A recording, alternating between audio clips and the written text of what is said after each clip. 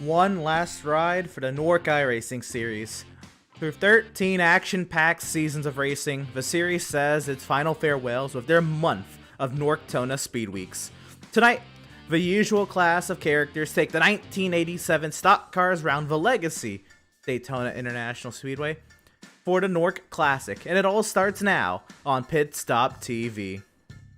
Welcome to the virtual Daytona Beach, Florida. Caleb Gladney alongside myself on the mic this evening. I'm Emerson Arden, and we welcome you all to this evening's Pit Stop TV coverage of the NORC Classic.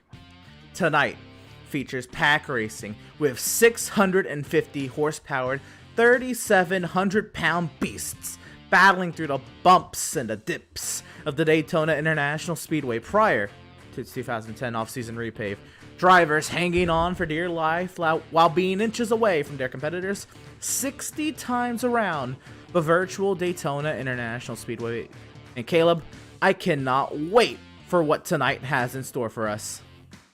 Well, it's looking to be a very great night right here on Pit Stop TV, Emerson. And just this track brings all the feelings right here. You look at this 2.5 mile racetrack, the world center of racing, Daytona International Speedway, and we get 1987 race cars with a very bumpy and old school style form of Daytona, and I'm looking forward to it this evening. Absolutely. We're all looking forward for the NORC Speedweeks kicking off tonight. And again, these 87s, it's something that's not really sought after on the iRacing platform as much as, I think people would like it. It's a little bit nostalgic, and to run the old Daytona just adds to that. And while we're talking about Daytona, let's just go ahead and let's look at what this speedway has to offer. Of course, traditional tri-oval shape, 31 degrees of banking in 1 and 2 and in 3 and 4. The treacherous and tricky and dangerous tri-oval sits at 18 degrees of banking. That pit lane, you come off of turn 4, you got to start braking right off of the banking, and hopefully you make it down the pit road speed in these big old heavy things. That pit exit lane, I believe on this current version, of this version of iRacing's Daytona International Speedway, you'll be allowed to merge entering turn 1. But maybe the cone is there off of turn 2 as well. We've been seeing a kind of a mix here in practice, and I think flags have been cleared, so I guess it's going to be more off of turn 2 tonight. But if you look at those times on the left-hand side, the fastest laps for the NASCAR Cup qualifying record in the NASCAR now Xfinity Series, then, was it Busch Series qualifying record? Was it the Busch Series back in 87? Those times there on the left-hand side, those are from 1987 themselves.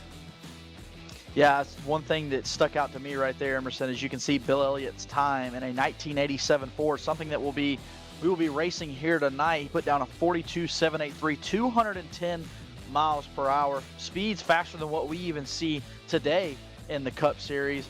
And obviously the Bill Elliott's Ford Thunderbird was the man to beat back then. So another thing you're going to have to look out for tonight is those speeds right here on this layout of Daytona International Speedway.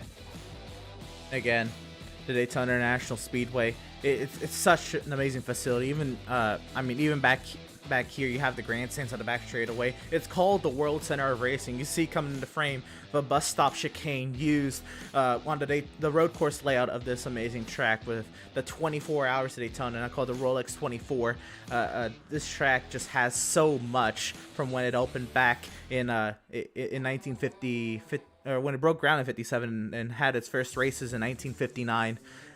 This track is just so history rich, and it's an amazing venue. I think the perfect venue for the NORC iRacing series to kind of have their last hoorah, as we've been commonly calling it amongst everyone here.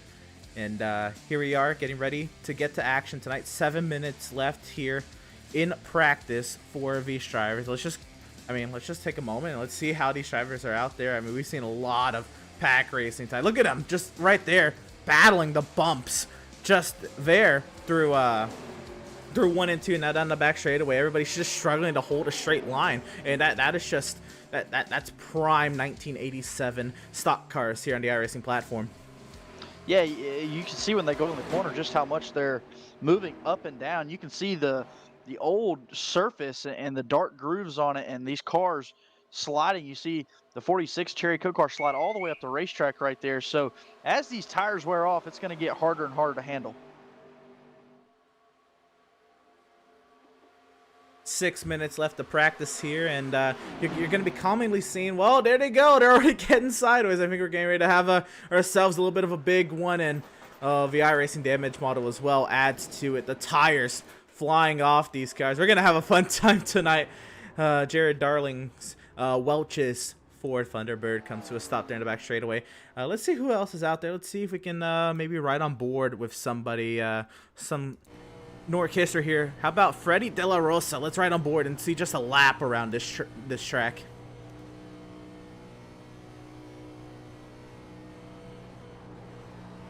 Emerson, you can see right there as he gets into the corner about 208 miles per hour. So top speed coming out of the travel front stretch, 208 miles per hour. We'll have to look down the back stretch what kind of speeds he's putting down. You see, he glided over to that wall. It's really hard to keep these things straight. He'll also keep it at 208 miles an hour. And this is by himself, by the way. Let's now add in the fact that he's probably going to be in a pack of, what are we looking at? Somewhere in the range, maybe the mid-20s in terms of car count tonight. And I mean, these things are going to be flying. He's catching up to a pack right now. But that's a lap around Daytona. And that's by himself.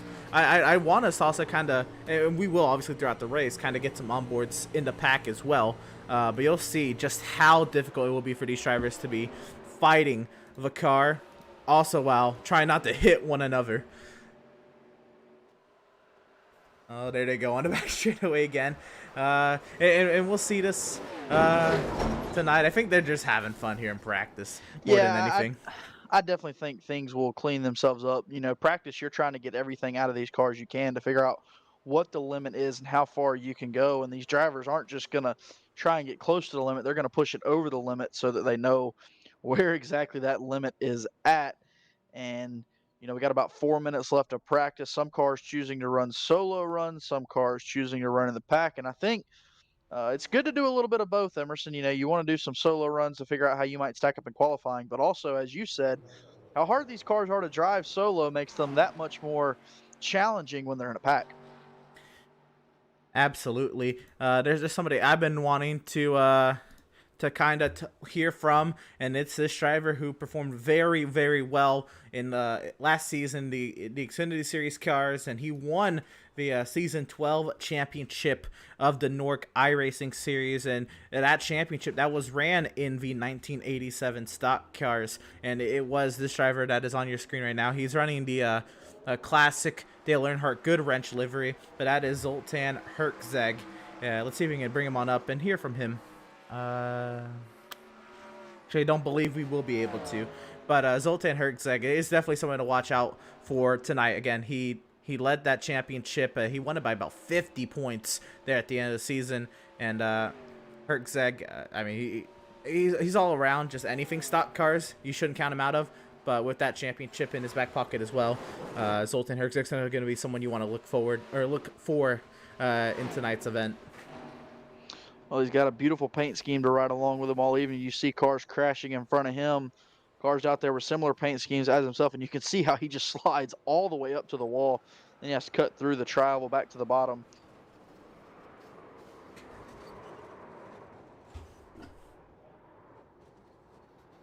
Yeah, Zoltan Herczeg also won the NORC Classic last season as well. I knew that name also sounded familiar.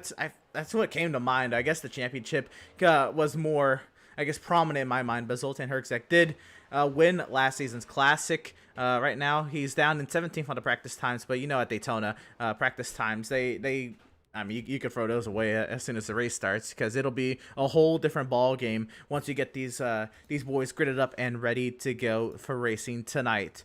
Out here, let's see, how about Matt Hummel in the 93 machine? Oh, well, he will take a hard right into the outside wall. How about Brett Pancari in his Princess Daisy, number 35, Ford Thunderbird, working down the front straightaway. Yeah, and I think this will be a good chance to see just how these cars handle as he comes through right there. Let's see what kind of line he takes here in turns 1 and 2 in practice. Go middle and arch down. A little bit of diamond, actually going to stay up high and ride middle to the top. So these drivers are just trying to figure out which grooves serve their car best. And I think that's all going to change once the race starts. You're going to just have to follow which groove is the quickest with the most cars in line. So as Brett Pancari pulls off, another thing will be to trying to figure out what kind of line these drivers are going to want to run in qualifying. My first instinct is we're going to see a lot of these drivers enter high, and if they can hold it up high because of just how much horsepower are in these things that with their unrestricted motors, you're going to want to probably keep it up. Oh no. You're probably going to want to keep the car up high to scrub as little speed as you can, because if you can keep it at, say, 205 miles an hour all the way through your lap, that's gonna be amazing. But I mean, who am I kidding? You're gonna be scrubbing off so much speed in these cars. If you can maybe use that hill to your advantage, maybe pass the center to corner, maybe that'll help down the back straightaway. It'll be intriguing to see what gets the pole done in qualifying, as we're only 15 seconds away from the session ticking over. Well, that's one of the things when you come to Daytona that's always, I wouldn't say as important to the race, but just as much fun to watch, is qualifying. I mean, you want to see at a 2.5-mile track who can put the pedal to the metal and put down the quickest lap. And so the runoff time ticks over here, and we are now into qualifying for the NORC Classic. 60 laps. These things, they look like a handful by themselves, much less in the pack. I think clean air is going to be the name of the game, as it usually is in motorsport, but clean air definitely will be an advantage. And if you can hold that top spot, even better. Qualifying underway, and we got Scott List Rambler, Brett Pancari, the first takers to the track.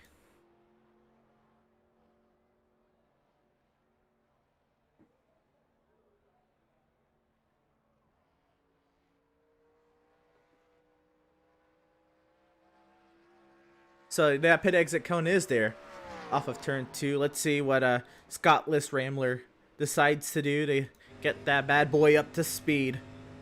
And man, these things, they're going to take a while to get up to speed here.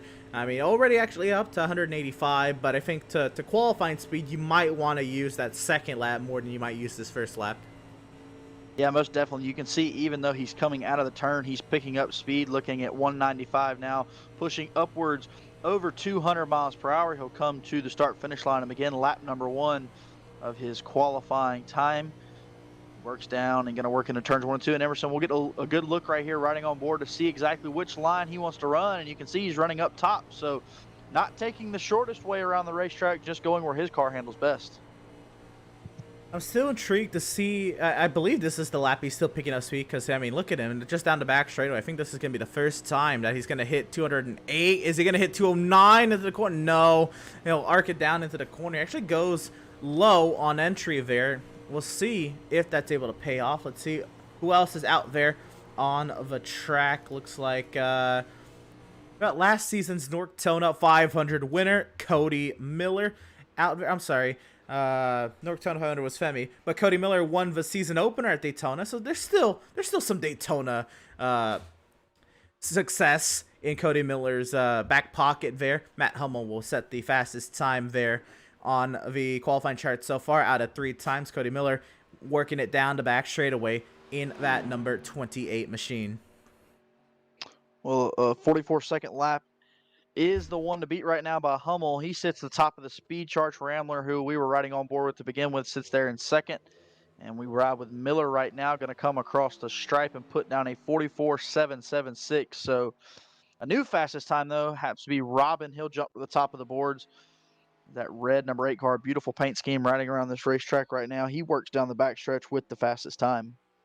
It will be Scott List Rambler taking provisional pole position, quickly taken back from Matt Hummel. He'll go and he'll do a blowover down in turn 1. Great work from Matt Hummel to have provisional pole for the moment. We still have more times to come. Of course, TCB still has yet to take to the track. Tom Mercier, Jared Darling, Bobby Zielinski, drivers who are getting up to speed. How about Jared Darling in his number 1 Welch's Ford Thunderbird getting up to speed now on his first timed lap? Well, he's up by the wall, and I believe he made contact with the outside wall right there, so he'll work it back down the bottom of the racetrack. Darling going to get right up by the wall on the backstretch, building as much speed as he can. And when you're on your first lap, you are taking as much time as you can around the racetrack to add feet to the track to pick up time. So 1:28 left here in qualifying, and he continues to ride up by the wall in his Welch's paint scheme here for Jay Darling. Jared Darling to the start-finish line, and I guess a marquee of NORC is not a lot of drivers will take qualifying times, especially at these plate tracks. They all kind of want to sit in the pack and just kind of soak it all in. Some drivers will, but you'll see probably less than 10 when it's all said and done. Take times here at Daytona. Jared Darling put the 6th out of 6, but that was his first lap. I only see himself and Bobby Zielinski out there on the track. Everybody else is kind of sitting in the pit lane, letting time elapse. So we're only going to have 7 people take times. Now that you mention that, Emerson, it begs the question, if you are one of those cars just sitting on pit lane, why wouldn't you go out and just make not even your best lap, just go out there and get some more track time, and even then better your starting position? You know, even if you only qualify and get the slowest lap out of what's gone, you're still rolling off 8th rather than where you would throughout the rest of the field. So Bobby Zielinski goes ahead and takes his time there. Zielinski goes 5th quickest. Jared Darling went provisional pole. And here we go. We're getting ready to get to racing here for the NORC iRacing Series. NORC Classic in these 1987 cars. And Caleb, before we get into the starting grid here, just final thoughts before we get to racing here. 1987's Old Daytona. What could be better? I don't think there is much better right here at Daytona International Speedway. The best place for racing and a good place for NORC to so-called wrap up its time here, and we're looking forward to it. Well, we're going to go ahead and get to it. The starting lineup for tonight's NORC Classic. Jared Darling on the provisional pole. He'll have the 93 of Matt Hummel alongside of him. Row number 2, it'll be Scott List Rambler. In the 3, Josh Robin in the 8. Row number 3, it'll be the 83 of Bobby Zielinski. The 35 of Brett Pancari. Row number 4, the 28 of Cody Miller. The 20 of Daniel Falkingham. And to make up row number 5, it'll be Femi Olot and Will Klein. Making up row number 6, Seth Noel in the 17 and Aaron Smith in the 70. Starting off 13th is going to be the 96 of Zoltan Herzeg, and in 14th, Anthony Emery in the 44. Rolling off 15th and 16th, Bobby Cheney in the 24 and Tyrell Baker in the 25. Rolling off here in 17th is Spencer Owens in the 12. 18th is the 33 of Freddie Rosa. 19th and 20th look like this. Tom Mercier in the 68 and Howie Briss in the number 97. Making up row number 11, it'll be the 69 of Sheldon Lockheed, the 74 of John Barry, starts 22nd. 23rd, it'll be the 89 of Sean Williams. The 42 of Elijah Gracia will be 24th. 25th, it'll be the 57 of James Simmons. The 03 of Dylan Patterson will start 26th. 27th, it'll be Jimmy Gregory. Michael Keithley will start 28th. And in the final row of the grid, well, no, that's it, actually. There's only 28 drivers taking to the track. You see Aaron Smith electing to already start from the pit lane. He does not want any part of, let's say, lap 1 festivities that may occur. And, you know, that for all the fans watching, that gives you a look at how hectic this race really can be. You have a driver already electing to start from pit lane so that he can avoid it, and that's how quickly things can get hectic here early on Pit Stop TV with the NORC 1987 series here at Daytona International Speedway. Absolutely want to thank you all for tuning in and watching and joining us in NORC's final hoorah here with their NORC-Tona Speedweeks. We got the 87s, of course, tonight. Up next will be what we call the ARCA cars here on iRacing, the Gen 4 cars. We'll take to Daytona next Tuesday, and then I think every Tuesday after that it'll be the trucks taking to the Speedway. Then the following week it'll be the Xfinity cars leading all the way up to the 2022 NORC Tona 500. Now, just moments away from getting to racing here at Daytona. Let's go and take a look at weather conditions tonight. Track temp 90 degrees Fahrenheit. That's actually fairly cool for a racing surface. Air temp nearly 81 degrees Fahrenheit. Winds, it's actually pretty windy out there as well. That might hinder these cars around the banking at 11.5 miles an hour out of the southeast. And to kick things off tonight, of course, we have to bring in the hype man of NORC himself, TCB. Take it away. All right, boys, here you are here for the NORC Classic. Can I get a good old classic? Yeah!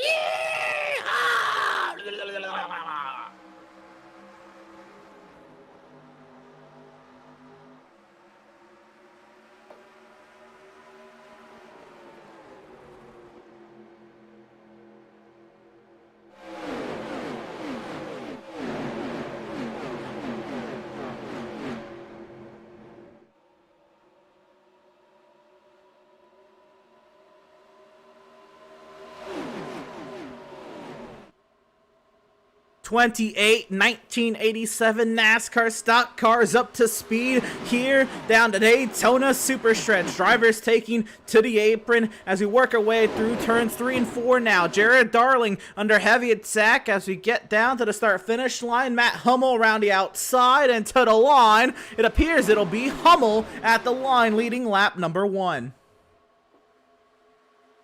Matt Hummel leads lap number 1 from the outside lane. Jay Darling battling back on the bottom, side by side for the lead as they exit off of turn number 2. The one car edges ahead just a little bit. That's Darling with a shove behind him. Rambler gives him that shot as they continue to race down the backstretch.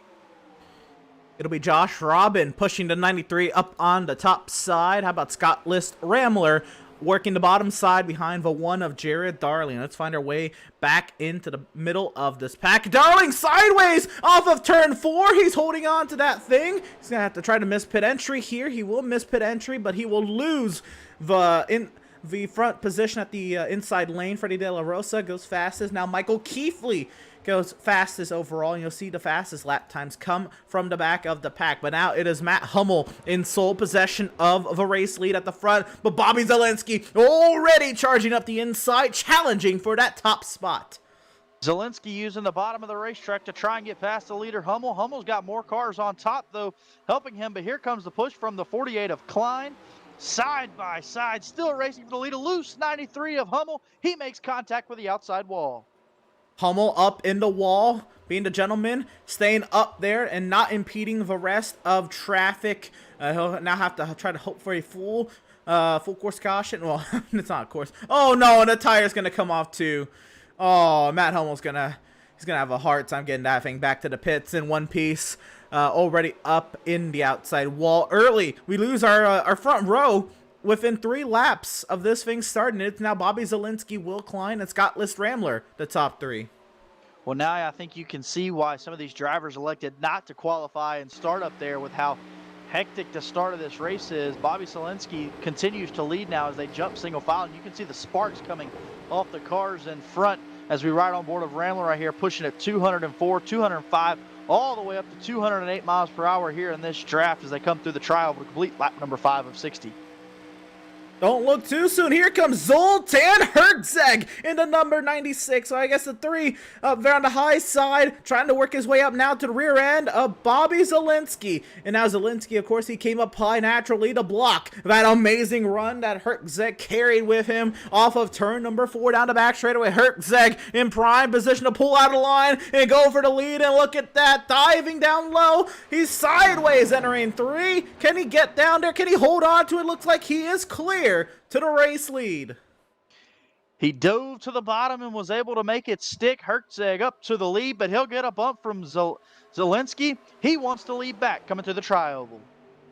Bobby Zielinski will not go away quietly, and now you can see a distinct break in the field. There's about 12 cars in this lead pack. 12th place, Seth Noel, the driver that is currently the last car in this lead pack. Everybody else has kind of fallen off. Either trying to stay out of trouble, or really not even of their own doing. Side by side for lead again. Zelensky down low. He's trying to get some help from behind. That's Will Klein trying to get up to the rear end.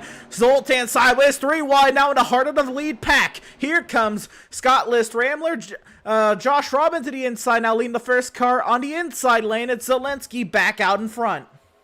Zelensky goes back to the top of the charts here to complete lap 7 of 60. And boy, oh boy, does he have a strong race car, a 1987 Chevy Monte Carlo. He can go from the top to the bottom, and there is contact through the middle of the field. TCB goes around Josh Robin. They saved it almost, and now they're all junked. There's tires coming off the cars. Brett Pancari and Round in the grass. Oh no, they were wrecking for a long time. I thought they actually had their fair chance at saving those things, but unfortunately she just let loose there at the center of 1 and 2. So the caution flag will wave here, lap 7 of 60, and they were some interesting first 7 laps. We had a good bit of lead changes. As Emerson, we're going to take a look back here on the replay right here on Pit Stop TV.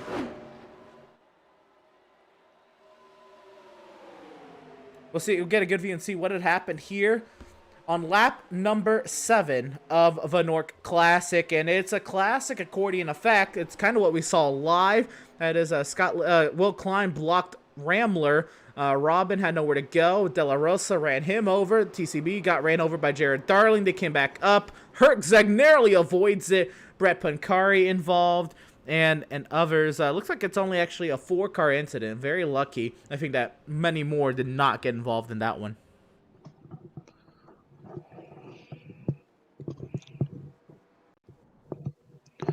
We're going to have to see what that'll do for Hummel, as we talked about him needing a caution as he made contact with the outside wall. I believe he was 2 laps down.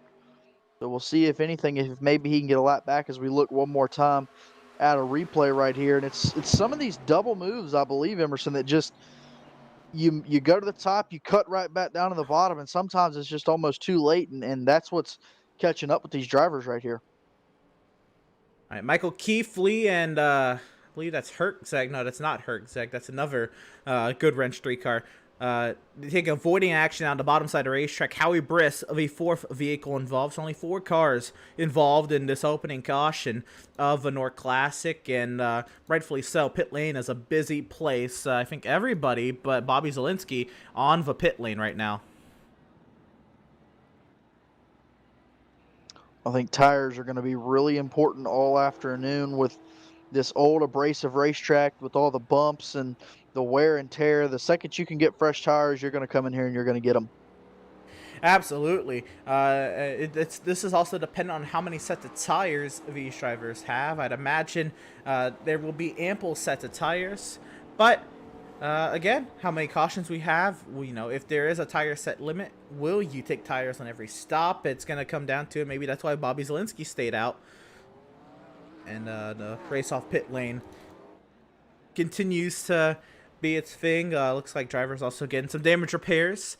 Let's see who's out and around. Who can we hear from? I want to see if we can hear from Will Klein here. And Will, there's a lot that went on there up at the front. Looks like you got away pretty clean, but what did you see there going into turn 1? It was in my mirror, so I didn't see anything. Never look in your mirror, you look out the windshield. Fair enough. Up front, it's been hectic. I mean, absolutely hectic. Zoltan got up there, Zelensky, they were duking it out. The front row, we lost them within 3 laps of the race. What's this already 9 laps in? This war of attrition been like to you? And are you having fun out there? Well, when you get clean air on this car, and you got somebody pushing you, you are very, very loose. So guys, will go up through the pack and arrow push where it's a little tighter, and then get to the lead, and then they'll lose at the first corner because it's such a different feeling. So that's what a bunch of people have been doing. They've been sliding up, and some have hit the wall. Right.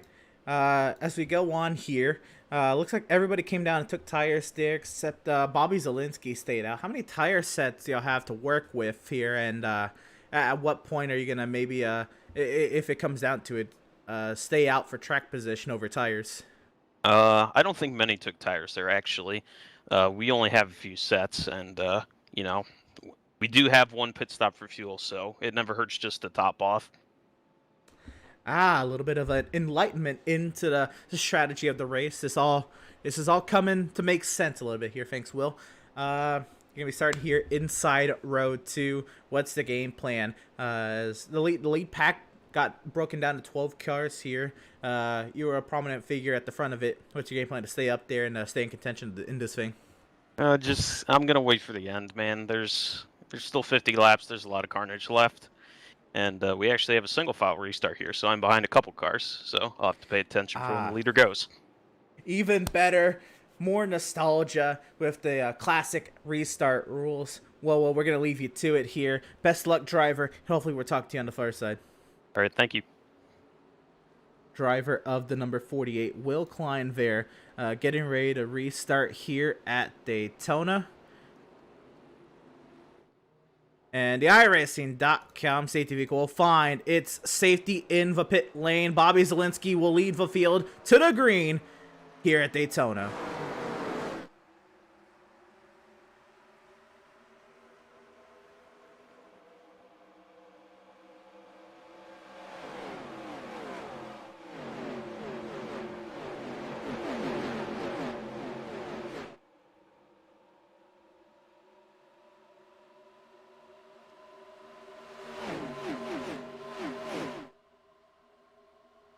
Down the Daytona super stretch once again. Cody Miller has taken the top spot out at the front of the field into that number 28 machine. Zielinski up high. Will Klein there in third, down low. Near contact out of 4. Zielinski catches the wall. He keeps that thing pointed in the right direction. Here comes Freddie De La Rosa in the Red Bull number 33 machine.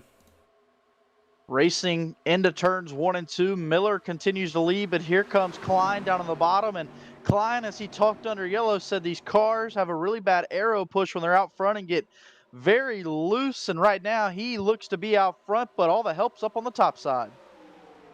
Zielinski nudges Miller out in front. Zielinski now peeks to the outside. Miller holding station in the middle of that high middle lane combo there, entering turn number 3. Now Miller pulls away for a steady advantage. Zoltan Herczeg returns to do battle at the front of the field. Sheldon Lockie, Seth Noel, drivers who are at the back of that lead pack. Zielinski from the top to the bottom trying to take the lead away. He's got Will Klein and Zoltan Herczeg behind. Now Sheldon Lockie joins them down low. A move into turn 1 to set himself to the high side. Clear to the race lead is Zielinski again.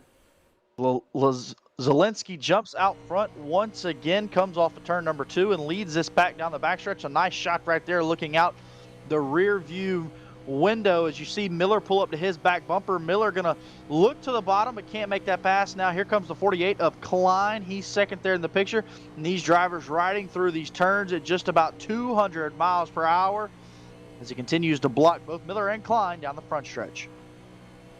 How cool is that? Getting to look at it right from the rear end of the race leader's vehicle. Zielinski blocking both lanes. Klein now pulls up alongside Miller. He peeks to the inside, but that inside lane, they've actually got a lift down there. A lot to not hit the group up on the top side, and for their own selves to make the corners. You're actually seeing, you're maybe not seeing it do justice from these TV cameras, but we might have to ride on board. Here comes Cody Miller diving to the inside for the race lead. But when they get into these corners, especially later in the race, they're going to be lifting a lot on corner entry. Well, I'll tell you, the car that's been dominating so far in these first 14 laps has been Zielinski. And I want to say that his car just has that speed through the center of the corner that you were just talking about, Emerson. He doesn't have to lift. He's able to hold tough even up there on the outside with help down on the bottom of the racetrack. But Miller will prevail to the lead, but Zielinski battling back up top. Right on board here with Sheldon Lockie. He gets the seed. All the battle happened in front. Herczeg moves his way to the top side as Miller blocks up high. Now they go side by side for the race lead up front. Side by side, give the lead to Herzeg. He'll jump to the top of the racetrack now in front of Miller and command that top line. Diamond's a bit off the corner. Miller pulls right back to his bumper, and just like that, Miller shoots to the bottom of the racetrack. He'll try and get the run, give the lead back to Miller. Miller took it at the line. Klein and Zielinski battle back. Here comes Sheldon Lockey up inside the top 5. Herzeg now holding station on the high side. The bottom lane, not the preferred lane through these corners, as it would be, I guess, in any other stock car here. But Zielinski now up to the rear end of Herzeg. Klein gives a nice little shot to Cody Miller to get him moving in the right direction. Now here comes Seth Noel to that bottom side. Jared Darling reemerges into this lead pack. He's up to 8th. Back out front, Miller continues to lead. He's back to the top of the racetrack, blocking Herzeg in the number 3 Good Wrench Monte Carlo. Down on the bottom of the racetrack, the 48 of Klein, all down there by himself. But here comes the 69 of Lockey starting to join in on this picture. Top 5 all thrown under a blanket with 17 laps of 60 complete.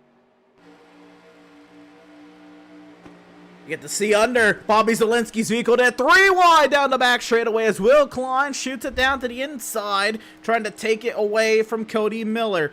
And down into turns 3 and 4, it is Will Klein out in front now on that bottom side as well. Can he clear up out of the corner? Miller's got the run. He will clear. Where's Miller going to go? Right back to the inside. Zoltan Herzeg going even under the yellow line. Not really out of bounds in these cars. At this track, really, you can go down there if you can make it work. And Herzeg went down there. He got a few positions himself to get himself back inside the top 4. Klein working up the racetrack a little bit right here, but here comes our pole sitter to the bottom of the racetrack. He works back into the 4th place position. That's Jared Darling.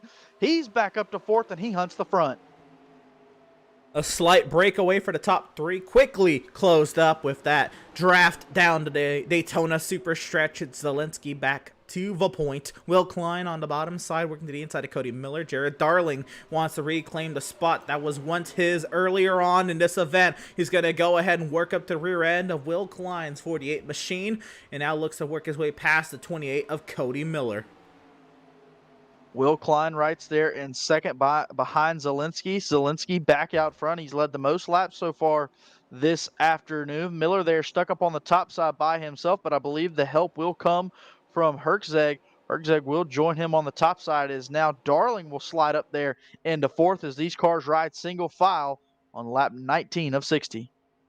You're starting to see the results of tire wear take effect on this field. Jared Darling caught the apron there. He's losing a lot of momentum on the bottom side. Once again, just as he was going in the right direction, he gets sent backwards. 3 wide for the lead. Klein takes it.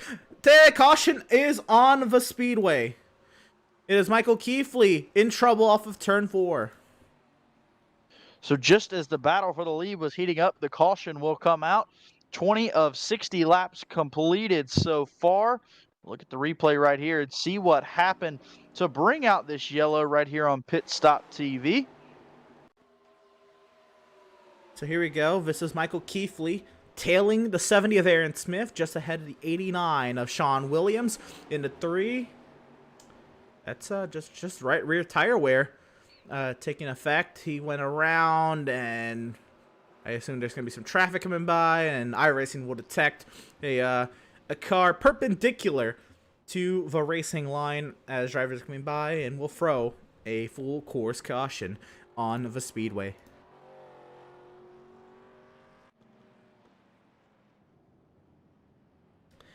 We'll have to see what these drivers decide to do, whether they'll come down pit lane once again. Will Klein out front. The last time we talked to him, Emerson, he was sitting there in 3rd, and he puts himself in front of this field here at the 2nd caution. Was Zielinski back behind him along with Miller.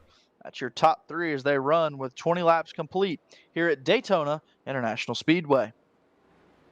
Pit lane, a busy place. Will Klein leads the whole charge down the pit lane, and just where are we at? Just over 10 laps from our last set of pit stops. You heard tires weren't really being taken very. At least Will Klein doesn't think. And wow, driver is missing their pit box. My goodness, Seth Noel missed his by a mile. Cars getting a service right here. You can see the one car there.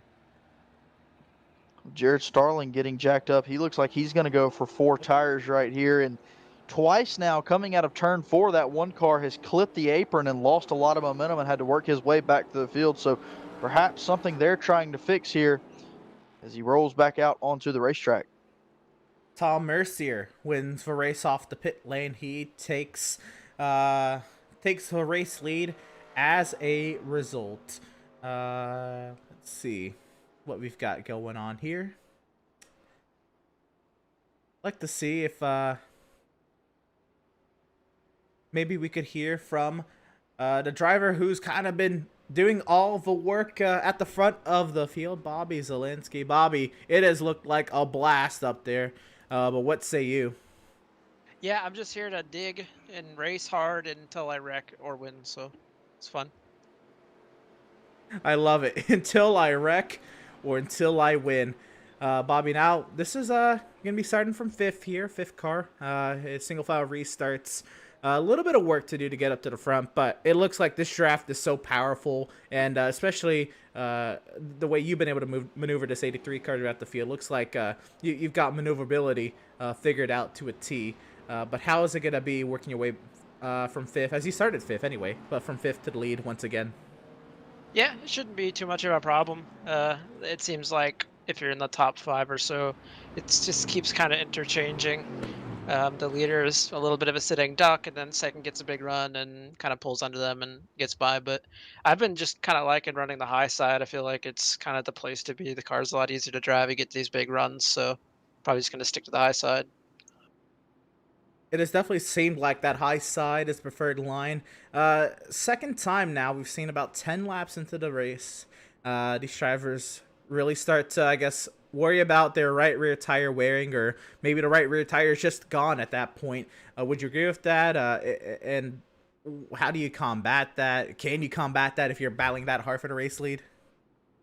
We'll figure it out when we get there. I mean, it's been a little bit loose, but like I think it'll be fine. I think if we went like green to the end and could make it on fuel, like there's going to be some guys that are struggling with saving the car and such, but I think I'll be all right. There was a couple of moments where I was drifting. It was just fun. I don't know.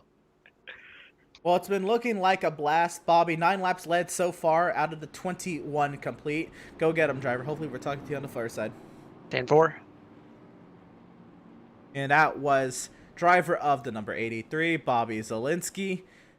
In the 5th position once again. He started there. Should not be any feat too difficult for that man in the 83. Back up front, it is now Zoltan Hertzeg, the race leader. It is Cody Miller starting 2nd. Will Klein, 3rd. The iRacing.com safety vehicle will make that hard left-hand turn into the safety pit lane. Caleb, we're back to racing here at Daytona.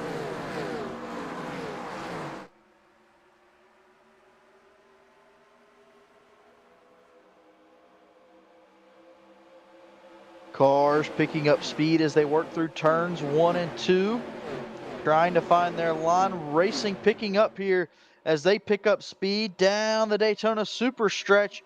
Who's going to lead this lap first back from caution? Zielinski makes it 3 wide.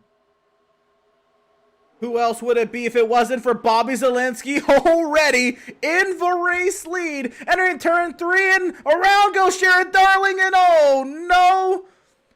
Up and over Zoltan Hertzeg, and we have another caution on the speedway. Oh no! He gets collected there. I believe that's the 57 of James Simmons. More vehicles in the grass. And Zoltan Hertzeg goes over and over.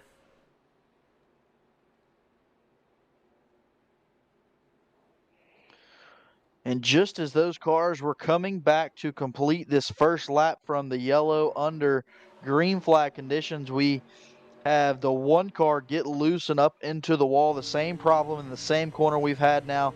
We've seen him have for the 3rd time as we ride on board with Zoltan Hertzeg as he was split 3 wide for the race lead. So here we go into turns 3 and 4. Jared just gets loose in front of Zoltan and just nowhere to go. Zoltan, the unfortunate result of Jared Darling getting loose there in the 3, and that's the 3rd time now today. Jared's gotten sideways on this end of the speedway, and this time it'll result in a few other competitors going getting some damage in this one. But look, that car's still running. Here's Zoltan. How about it? Well, obviously not what he wanted to happen there. I don't think any of those drivers up in the front of the field there, Emerson, were expecting it to transpire the way it did. But nonetheless, both the one car of Darling and Zoltan Hertzeg find themselves in some trouble, as you see that 57 car of James Simmons, who's right on board, also get caught up in that contact, and it appears James just couldn't slow back down as the car slid down the racetrack.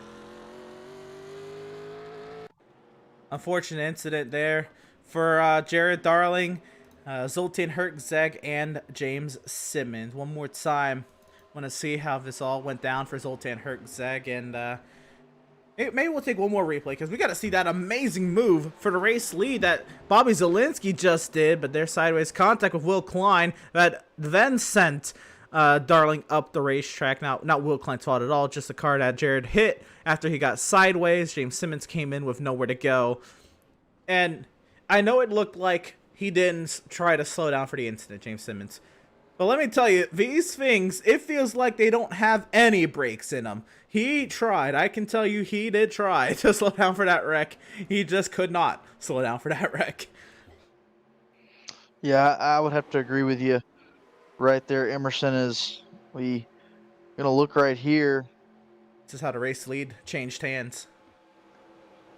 Yeah, right on board, you see Zielinski jump to the top of the racetrack right there. Such a strong car to be able to change lanes like that and keep the speed up. Look at that. Great car control as well by Bobby Zielinski as he shoots the middle and takes the lead. Well, you know, they don't just hand out that, you know, eNASCAR Coca-Cola iRacing Series seat to just anyone. But Bobby Zielinski, a great driver in the Premier iRacing Stock Car Series. And coming down to back to NORC to do some battle for the NORC Classic, and he has been phenomenal tonight. Very, very exciting to watch that number 83 machine tonight.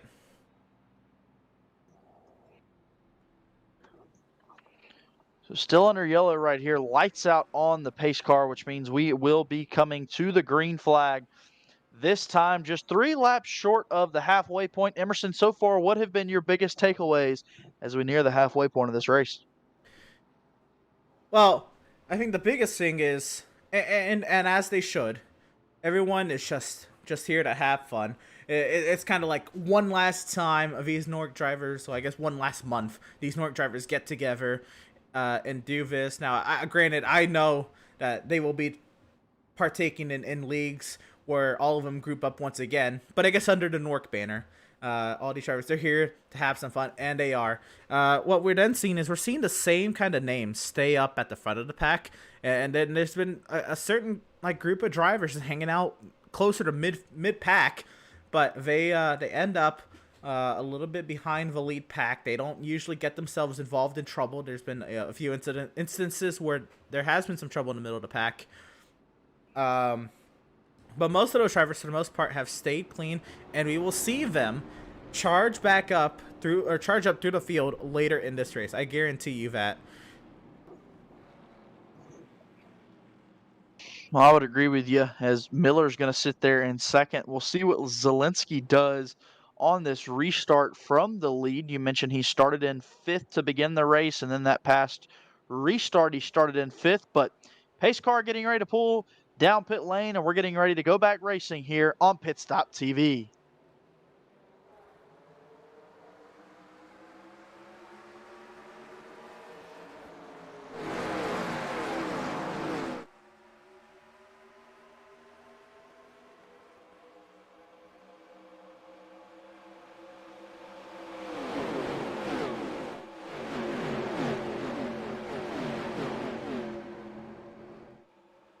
Getting up to speed, these 650 horse-powered beasts.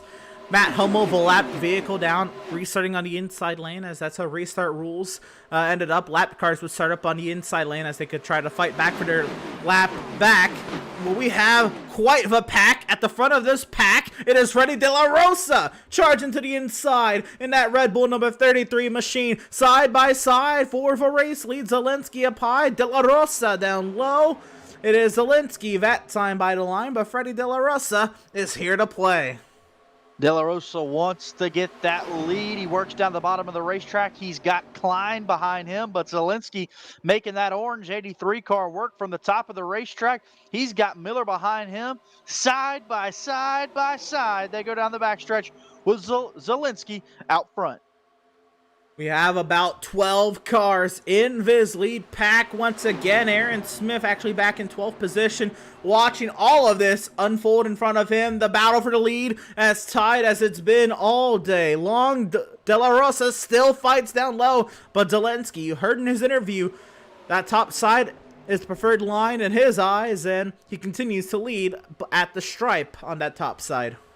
Well, Zelensky has some cars who agree with him with the top being the way to go, but now everyone shifts down to the bottom of the racetrack. And look at Zelensky continue to make that top side work. There's Miller helping him up top. We ride on board here with Patterson. He rides third in line on the bottom of the racetrack.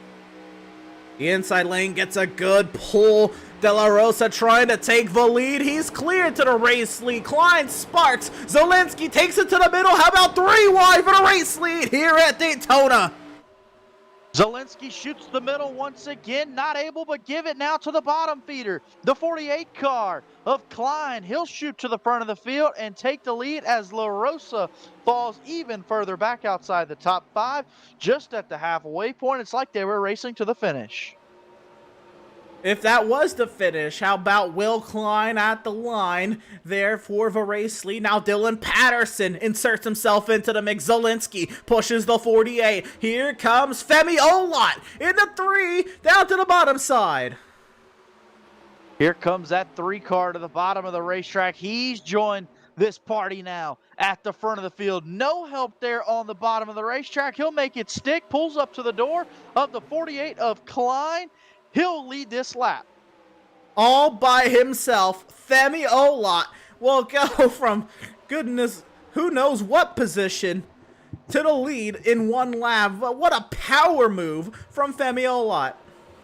Olot now gaps the field by 3 or 4 car lengths. Now we know that's going to come back to hurt him as they're going to catch this run down the backstretch. We look out his rear view window. 4 wide. 4 wide. Zelensky is putting his car anywhere he can. Now he'll go to the top of the racetrack back to the lead. How about tried for the lead. How about this? A couple of eNASCAR Coca-Cola iRacing Series drivers doing battle at the front of the field. Femi Olot, Bobby Zelensky, side by side to the line. It is Zelensky that time by the start-finish line. Zelensky once again will jump to the front of the field. Klein rides there now in second. Well, battling for second. You can see how loose that 3 car of Femi Olot is. Now joining the picture one again is the 8 car of Robin. Miller rides there in 5th as they'll jump single file down the backstretch. Josh Robin pulls out of line. He's got Will Klein out in front of him. Will Klein trying to take that top spot. Robin trying to find his way up to second. Josh Robin sparking with Will Klein on the bottom side. They all get cleared of Zelensky. Zelensky back to the 3rd position. Now he's boxed in because here comes Femi Olot to his inside. Will Klein holds the lead sideways as Robin. He'll hold on to that thing. What a save for the 8 car of Robin. That'll put Klein way out front. Now the 3 car, we should say the 18 car of Femi Olot will ride there in second. The 8 car of Robin still working that top side, but there's the 03 car of Patterson. You mentioned Daniel Falkingham, though, working his way into the mix. How about the Season 13 champion? He clinched the championship with a racer. Really, he clinched that championship a while before that final race. But let's just say 2 races to go. Falkingham clinched it, and he's here to have some fun, in these last NORC races. He's working his way up inside the top 5. He'll work his way past the 83 of Zelensky. Now he looks to the inside of the 03 of Patterson. Daniel Falkingham showing why he's a NORC iRacing champion. Looks now to the top of the racetrack. Bobby Zelensky just behind him. Andy Falkingham in 4th. That's how they run 4th, 5th, and 6th. And don't look now, a car that was involved in a caution earlier, the 53 car of Keithley now joins the top 10 and rides there in 8th. Michael Keithley ready to do some work at the front of the field. 8th position. Patterson eats the wall hard. Everybody will work their way on by. Patterson keeps it up there. Looks like we will stay green, but now the top 7. For the most part, single file. Keithley now under attack from Cody Miller. Cody Miller now jumps to the top of the racetrack. No. He'll make contact with the wall. Sparks fly. He'll continue to roll on just fine. Cars work to the bottom of the racetrack. And Emerson, I think we're going to start to see more and more of just that, as this is the longest green flag run we've had so far in this race. Absolutely. There's a lot of movement in the heart of this pack. Drivers starting to feel less and less comfortable around their competitors. How about this? This is Bobby Chaney leading now Zoltan Herzeg. Herzeg, by the way, he wants to move his way. Oh, we got a crash up in the front. Car is sliding. I believe that's the 8 of Josh Robin. Everybody darts for the grass. And it's Josh Robin sideways on the racing surface, coming to a rest on the apron. Well, I guess I will take the a bit of announcer's jinx right there, as I mentioned being on the longest green flag run of the evening, and that is just about when Robin made contact with the wall. We'll look at a replay right here and see just what happened with Robin. Emerson, take us through what you see right here as he was battling for the lead. Yeah, he was tailing Femiola here, the 8 of Josh Robin. He did not clip the apron there in the 3. Looks like he's just kind of riding up, trying to keep his foot in it while he's using the slipstream off of 4. He eats the wall. Zelensky nowhere to go, and the 8 just kind of goes pre-riding. Oh, Falkingham hard into the outside wall as well.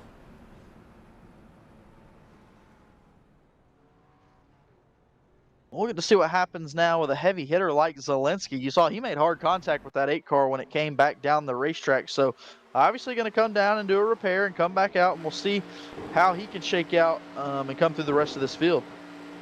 I'm going to ride on board with Falkingham here. You see Zelensky right in front. There's Robin hitting the wall. Zelensky nowhere to go. Oh, and there's just a little bit of net code that clips Falkingham's right rear, sends him spinning. Nice replay shots right here on Pit Stop TV. Pit lane, going to be a busy place as per usual. Will Klein and a few others will stay out. Looks like it'll be Keithley, Patterson, and that's about it. It is Zelensky and the rest of the field on the pit lane getting repairs and fuel and tires and all the sorts of service.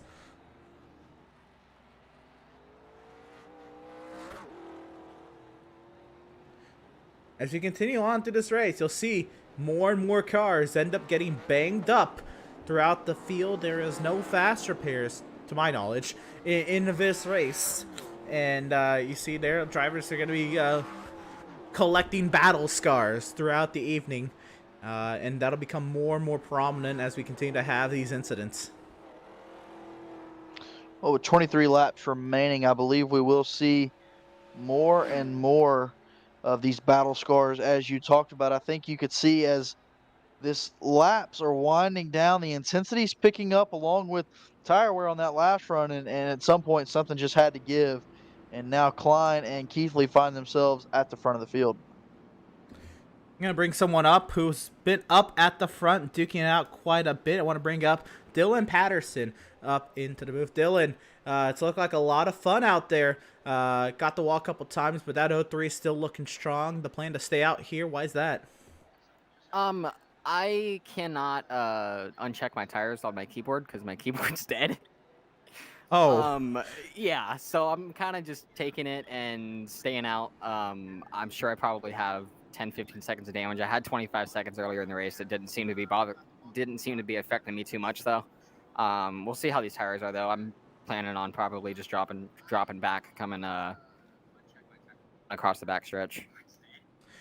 It has been a lot of action up here. A lot of 3 wads, daring moves, and you've kind of been around now this final run from the last restart to now. What has it been like to experience all that and just kind of be darting around and be darted around by some of the names of this series.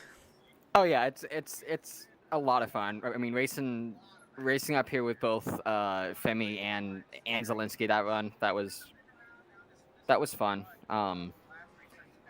These cars are obviously a handful, so having to completely lift it Daytona and really drive the car is different.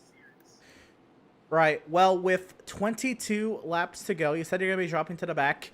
How is this all going to work out? How are you going to get yourself back up to the front when the checkered flag flies? I mean, I think it's safe to say there's most likely going to be another yellow, so hopefully I can keep myself towards the front enough just to stay out of trouble and get the last set of tires, get my damage fixed. Right on. Well, Dylan, I'm going to leave you to it. Best luck to you, and hopefully we're talking to you on the far side. Yeah, hopefully. See ya.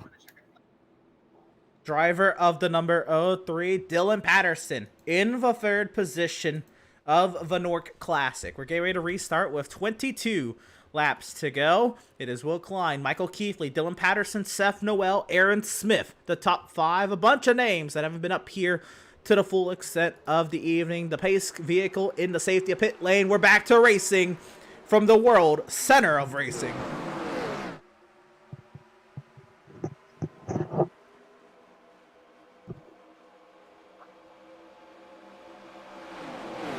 Single file, they work through turns 1 and 2. A couple cars jump to the bottom.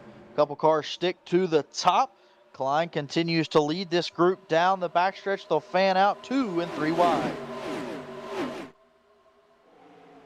They pack up down the back straightaway. How about it? It is Femiola working up the bottom side. He's got Daniel Falkingham in his newly repaired number 20 machine powering up the middle. They work their way up inside the top 5. Aaron Smith was a visitor into the top 5, and he's quickly being escorted out by some of the others who want to eagerly get back into the mix of this race. Femiola has joined back to the front of the field here in second. He's looking for the race lead, gets a good run on the bottom of the racetrack, side by side with Klein. A power move down on the bottom of the racetrack for Femiola. Femiola takes the race lead. Daniel Falkingham hot in pursuit. He'll follow through, and they'll both clear to the front two. We just saw Daniel Falkingham nose it into the outside wall, and he's already back in the second. Femiola leads here. Danny Falkingham rides there in second with a beautiful old school Pepsi paint scheme. Looks to the top of the racetrack. Those two drivers pulling away a little bit from the rest of this pack. Here's a name we haven't said much of today, the 74 of John Barry. He puts the power move on Dylan Patterson, has to lift. Caution on the speedway. Caution flag out, not sure what for. We will find out a little bit further in the back. And Zelensky with a lot more damage now, as he was riding in about 21st when before the caution. So we'll have to see what happened with Bobby Zelensky out of California. That left front tire has seen better days. Let's see what happened to the 83 of Zelensky. Bottom side of 1. Keithley gets the wall.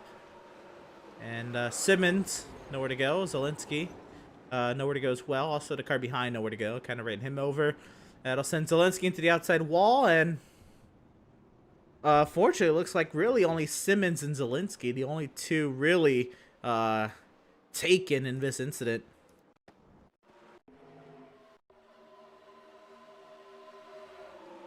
I'm going to get an overhead shot here so you can see kind of how all of this unfolds. Zelensky there in a bright orange 83, center of your screen. Keithley in the green and orange vehicle, top of the 3 wide up ahead. Looks like we'll kind of get blocked by the wall, but you see Keithley get the wall. Simmons gets turned. Looks like Sheldon Lockie had nowhere to go. Simmons and Zelensky really the only two drivers really in trouble. You see the 42 of Elijah Gracia go for a spin, but no damage. Some hard hits, though, I tell you, especially when these cars violently sling back in front of these cars that are coming by. And, those cars are coming by at full song trying to avoid the wreck, and doesn't make for a good recipe for success when that happens. Well, remember earlier we just talked about how I believe it was James Simmons was trying to avoid an incident, but he just couldn't. There wasn't enough break. There wasn't enough time with these big 3,700-pound vehicles. I want to also bring that into the spotlight. Stock cars now are 250 to 300 pounds lighter than these stock cars, which it just makes these more and more difficult to drive. Yeah, no doubt. Oh no! Oh, What? that under yellow. Not sure exactly what that was. TCB has just hit Daniel Falkingham under caution, and TCB now dirt tracking it through the grass. What in the world happened there? We're gonna get a replay and see what had happened.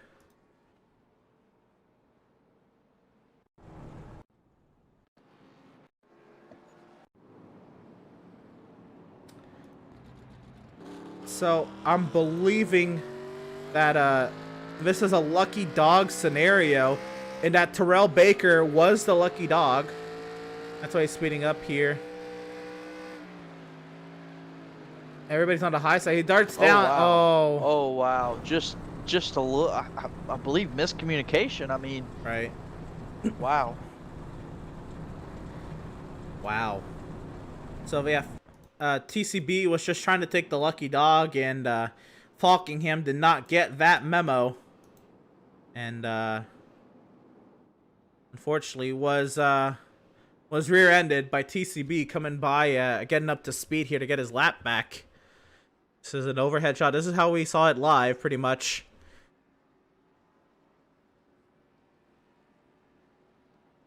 And Falkingham, he went to the high side. He sees Baker coming. He tried to maybe give him the high side, but at that same time, TCB darted to the inside. There was no, I don't think there's any ill intent between either of them. Just, yeah, like you said, miscommunication. Under caution, that's so bizarre to see. And now Daniel Falkingham is in the pit lane getting repairs. He was up in the second position after being rear-ended under yellow.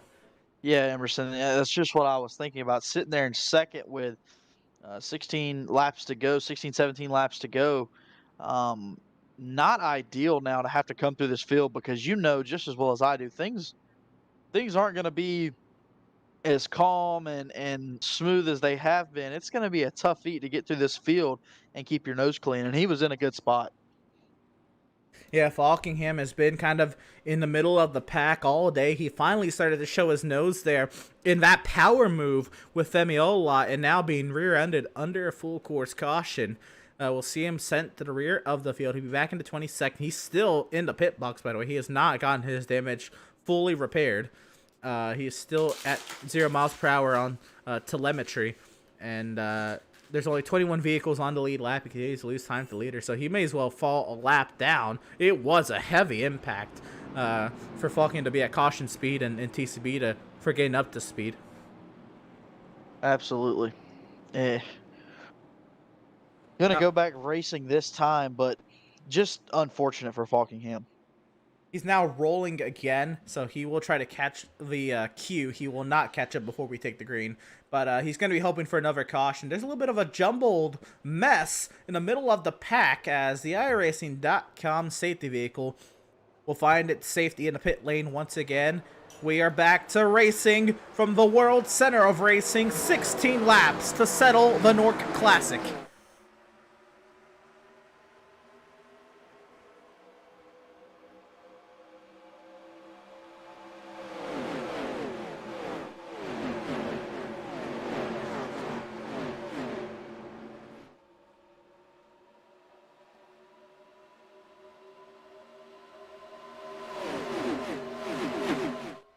Down the back straightaway, it's Femiola in a highly and hotly contested battle for the race lead. Will Klein, Seth Noel now cleared in the top 3. John Barry, Freddie De La Rosa right at the top 5. Flip him 4th and 5th.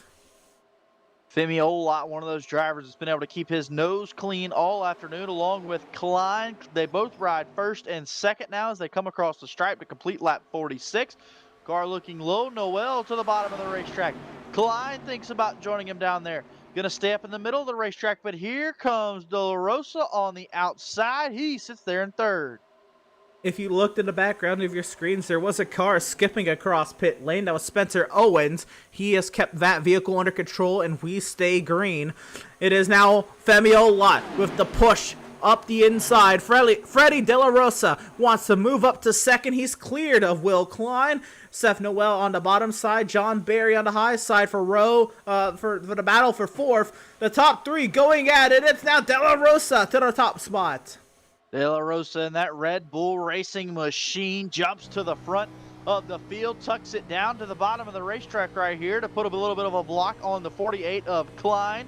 Klein pulls to his bumper right here, but here comes Femi Olot back on the top of the racetrack. You got to pick a line and stick with it. He'll jump to the top side. Seth Noel pushing Will Klein up the inside. Will Klein get the run to jump out in front?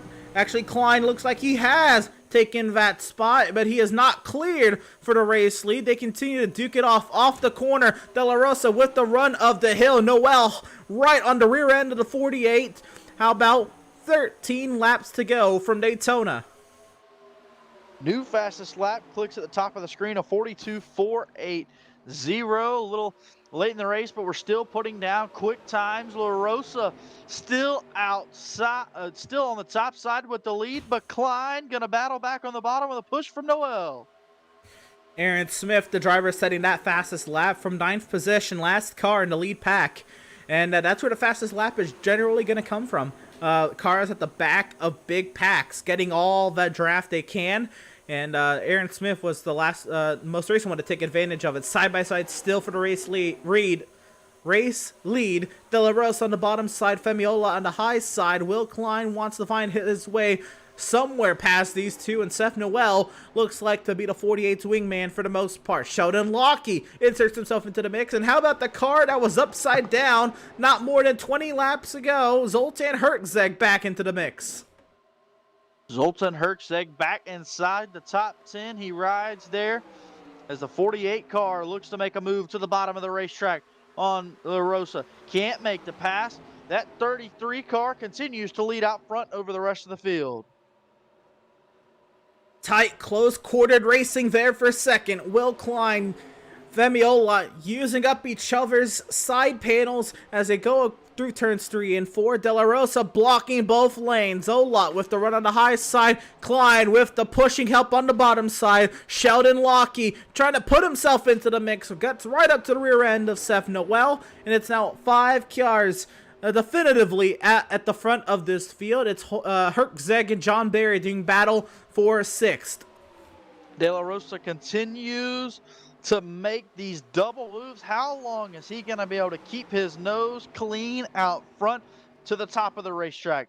Cuts down to the bottom of the racetrack, then back up to the top of the racetrack. Coming here to the stripe, Rosa leads here over Femi Olot and Klein. 10 laps to go, 25 miles to settle it all from the World Center of Racing for the NORC Classic. Freddie De La Rosa, Will Klein, Femi Olot, Seth Noel, Sheldon Lockie at the top 5. John Barry, Aaron Smith, Howie Briss, Zoltan Herczeg, and Scott List Rambler. The top 10, Cody Miller, Dylan Patterson up in his lead pack as well. Patterson said he's going to the back. He's still here alive and well with a chance in this lead pack. Rides there at the rear of the field. We mentioned the problems he was having with his tires. He rides right up there behind there, going at 208 miles per hour. Patterson comes through the tri-oval. 9 laps to go here on Pit Stop TV for the NORC Classic. Look at how much Patterson has to lift there. And that's because he's the last car in the line. I can imagine if you have a car directly in front of you and you're still trying to compete for that position. Patterson has to lift at 210 miles an hour. Now looking to go 215, 217, 220 down the back straightaway. Oh, we got a car to wall. It's Freddie De La Rosa. It's Will Klein to the top spot now at the front of this field. Contact with the wall was De La Rosa. William Klein jumps to the front. As you mentioned, Emerson, he will lead that lap. And hanging tough still on the outside is Femi Olot. Seth Noel now trying to take that second spot away. He wants to put himself in a prime position to compete. He makes contact there with Femi Olot. They're at the center of 1 and 2. He clears Olot. Here comes Sheldon. Lockie, a push from John Barry down on the bottom side. Noel follows the 40 into the bottom side. Now they all start to snake back up. This is starting to look like the IndyCar snake we tend to see at the Indianapolis 500. Sheldon Lockie now cleared up to that third car in position. John Barry has to go toe-to-toe. Many cars in the wall. The lap vehicle Matt Hummel goes around. He goes up and over. Zoltan Herzog, a favorite in this race. Heavy damage on the front end there. He spins across the pit lane. He'll hit his rear end off the pit lane wall. There was another vehicle involved as well, but a lap vehicle hitting the wall. There was another vehicle that hit the wall as well. Zoltan Herzog was there. As a result, many cars around with just 7 laps to go. As we worked across the stripe to complete lap 54, 7 laps remaining, and the caution flag will fly. We will look at the replay right here.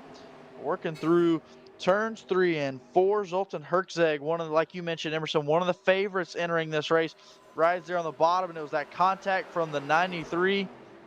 He slides down the racetrack and up over on his lid, puts the 3 car of Zoltan Herzog in the wall. He cuts it through the grass, and honestly, not as much damage as I thought until he comes right here and makes contact with that inside pit lane. Yeah, you saw he was trying to just kind of keep that car out of harm's way, and then he saw that pit lane wall getting bigger and bigger. He tried to spin it around to avoid hitting that pit wall, but to no avail for Zoltan Herzog. That's unfortunate. He had to battle with a lap vehicle there. Matt Hummel, 9 laps down in this race. Let's see what Matt Hummel saw, by the way, in this incident. He hits the wall there. There's Herzog, and then a blowover for Matt Hummel. He lands back on his 4 wheels, but unfortunate there. No, he loses his tire again. Unfortunate there. He potentially impacts one of the favorites in this race, and to, not of his own fault, by the way. We're in the pack, and it's so hard to control these cars. You saw a vehicle up ahead of him just hit the wall, but nonetheless, it's still an unfortunate scenario for Zoltan Herzog to be involved in. Yeah, no doubt. I mean, right before that wreck actually happened, we saw De La Rosa get up into the wall just in front of this field and slide back. So as that run was starting to add laps on these tires, as the run went on, you could tell these cars just weren't handling the same. So, being that this is the NORC Classic and we're kind of using classic NASCAR rules, I don't quite know what the overtime procedure is going to be. If we get into a scenario where we have to use overtime attempts, at this moment, we should come around and take the 1 to green, and overtime should not be a concern at this moment, at this full course caution. But if we get another one before we hit the white flag, that'll then raise some questions. We will, well, apparently we will get answered, whether we get a restart or not. But it'll be intriguing to see what the rules are that we have to encounter if we go extra distance here in the NORC Classic. Well, we're getting ready to see an interesting turn of events here as they will come down to 5 laps to go this time by. Going to be an interesting 5 laps, I tell you, Emerson. This whole race has had you on the edge of your seat, and I can only imagine the same for these final 5 laps. Absolutely. Let's take a little bit of a race recap today. How about it? We've had 6 full course cautions today for 15 laps, but at that, 20 lead changes. We've had a new leader for a little under every 3 laps. That is amazing. 20 lead changes. Doesn't say how many different leaders, but that is a lot of lead changes here at Daytona, and we've seen a lot of them there. And we've seen also a lot of times where the lead has been battled for, but the same leader crosses the line at the start-finish line. When it was Zelensky and oh goodness, who was he battling? He kept beating that person to the start-finish line. So that number could be more. It's just, of course, lead changes are counted at the start-finish line. But a wild race so far. 6 full course cautions, again, 20 lead changes. And we can go ahead and take a look at the weather as well. The track has, well, the conditions have stayed pretty much the same.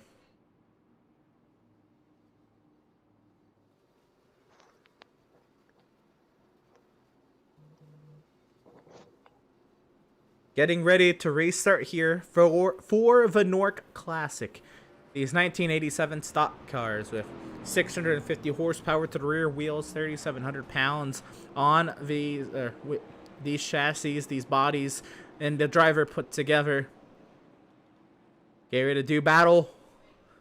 Final few times around Daytona. It'll be 4 laps the shootout, 10 miles to settle the NORC Classic. That's if overtime isn't even a factor. What I do know is the iRacing.com city vehicle will make that hard left turn into the safety of pit lane, and Will Klein is going to lead us to the green. 10 miles to settle it.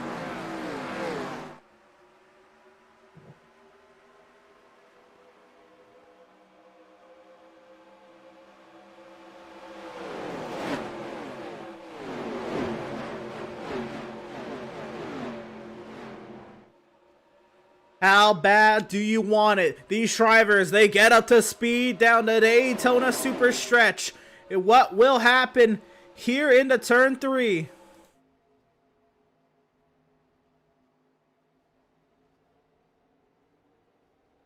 Seth Noel, Femi Olot, second and third. Dylan Patterson and Sheldon Lockie do battle. Car collects the wall there off the corner. Looks like that was Tom Mercier. They're side by side still for second. Will Klein holding that top spot. Will Klein continues to lead out front in that top spot. Sammy Noel pulls there in second with Femi Olot in third. Those drivers continue to swap position. These cars now at full song, put up or shut up time. 3 laps to go here for the NORC Classic. Absolutely, and look at this. Sheldon Lockie is in prime position to do battle as well. Femi Olot, he sends a nose to the inside. It's 3 wide for the race lead as we come around to 2 laps to go at Daytona. Femi Olot makes it stick. He'll take the lead.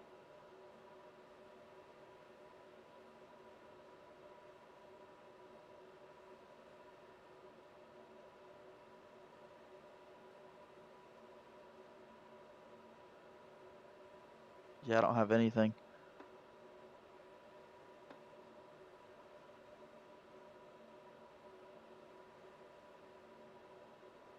Well, we're dealing with some technical difficulties, and we have a caution on the speedway as well. We're going to try to get these worked out for you, get you coverage of the rest of this race. The race is not over. There is a caution on the speedway.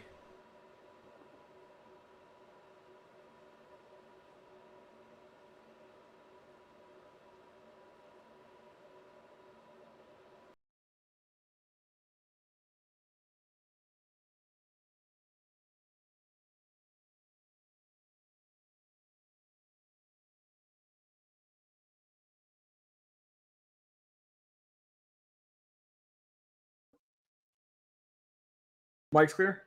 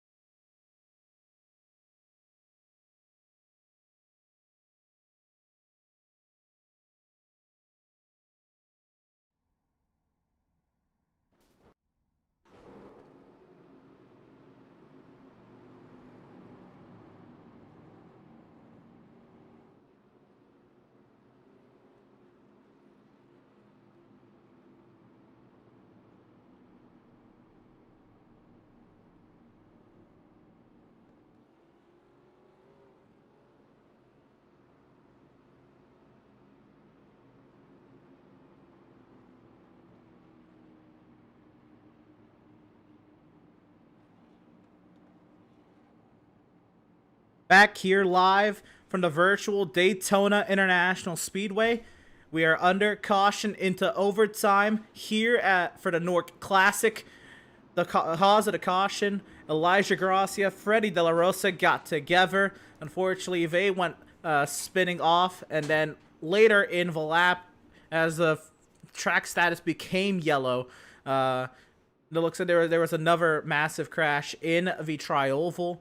As far as drivers out of this event, as a result, looks like Bobby Chaney, Elijah Gracia, and we'll get here kind of a whole rundown. There's still 20 drivers on the lead lap, so many of the drivers who are on the lead lap with a chance at this race, they're still alive and well in this event. And we're going to try to see how things conclude here for the NORC Classic. Caleb, 5 miles to settle it if we can get it done on this overtime attempt. Well, if you're going to want to have a shootout, you're going to want to have it at Daytona International Speedway, a 2-lap shootout to the finish, and even better, it's with 1987 model stock cars. We're looking forward to the finish of this one. 2 of the drivers that have been in front all day will lead them down to the start-finish line for the final start here on Pit Stop TV. Apologies for the prior technical difficulties, but we're ready to get back to racing. The safety vehicle in the pit lane, 2 laps to settle it.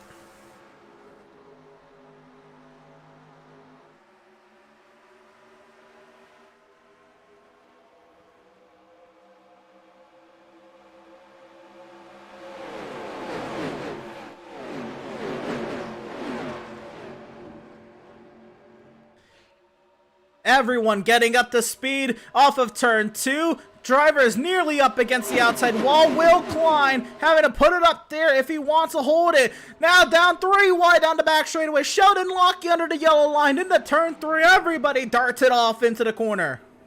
William Klein put it all the way up by the wall. That pushes him out front. Noel rides there in second. There's Lockie in third. Down here to the stripe. 1 lap to go, presented by Tucson Sound Art. Aaron Smith putting himself in the mix. 3 wide for second. Around goes Seth Noel. Looks like everybody will continue on. Femi Olot contacted there to 17. Sheldon Lockie now tails the 48 of Will Klein. John Barry there in third. Aaron Smith a distant 4th. Down the back straightaway for the final time at Daytona. Klein trying to block the 69 car of Lockie just behind him. Going to continue to do that through turns 3 and 4 for the final time. Here they come off the corner. They're going to crash behind and to the bottom of the racetrack. Sheldon Lockie's going to try to send it to the grass, but it is Will Klein at the line for the NORC Classic.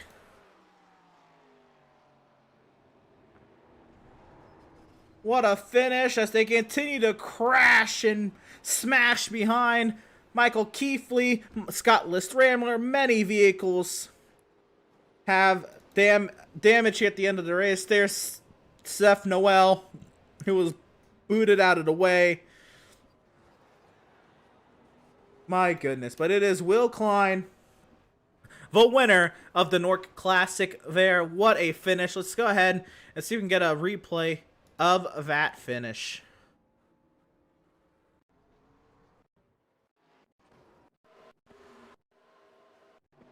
We'll get to see it all unfold here.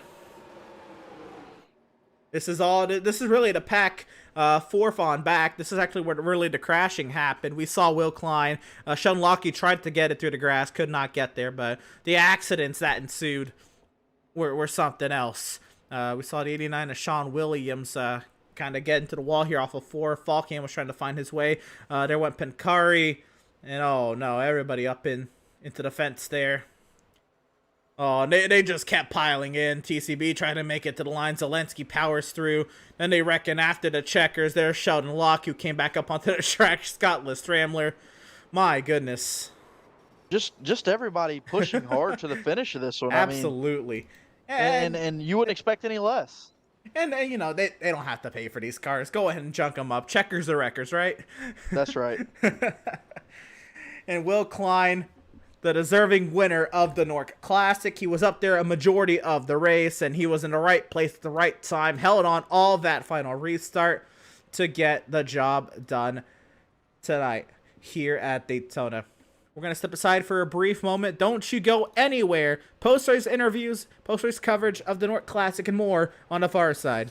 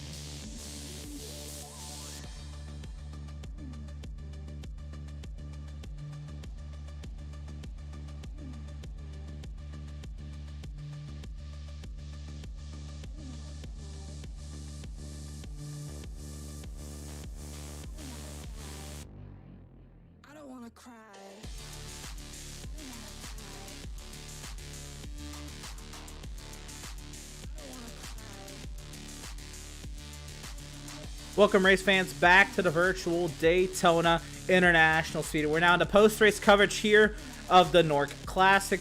Want to say once again, Caleb Gladney alongside myself, Emerson Arden. Tonight, Jake Cook has been holding down the fort on social media this evening. But let's get right into it. We have a race winner to celebrate. Will Klein, you got it at the line. The NORC Classic, it is yours. A final restart where you had to go through Femi Ola. You got it there off of turn 2. What was it like getting up to the gears and getting it to his outside? Yeah, I was lucky to have somebody working with me behind me, and you know, I made a quick move and I snookered him off at 2 and got a pretty good run. And you know, from there on it was about defending, and you know, it almost came crashing down there in turn 1, but I was lucky to be on the bottom. Yeah, no kidding. It was 3 wide, so tight and packed down there in the turn 1. Seth Noel, Femi Ola get together. What's going through your mind through all the craziness from restarting second, from passing Femi around the outside, from that, and then having to block the rest of the lap? Well, about, you know, when Femi was going to the middle, like, oh crap, gonna get wrecked here, and then, you know, it didn't happen, so I'm like, alright, I just gotta block Sheldon as much as I can, and I'll win this. You know, and it worked out, so, you know, I'm very happy. This one wasn't a crapshoot this time for a win by me. It was on merit. I was up here the whole time.